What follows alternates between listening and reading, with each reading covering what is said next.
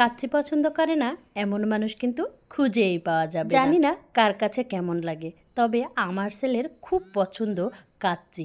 আর কাচ্চি বিরিয়ানি হলে তো কথাই নেই, আর সব খাবার পেছনে থাক, কাচ্চি সবার আগে। আপনাদের সাথে শেয়ার করব আজকে কাচ্চি কিভাবে রান্না করলাম। কাচ্চি কিন্তু চুলায় রান্না করলে বেশি স্বাদ। আমার তো চুলা নেই, তাই তো রাইস কুকারের মধ্যে চাল সেদ্ধ করতে দিলাম, আর এইদিকে প্রেশার কুকারে মাংসগুলা রান্না করার জন্য রেডি করছি। খাসির মাংস দিয়ে কাচ্চি বিরিয়ানি খেতে কার না ভালো লাগে।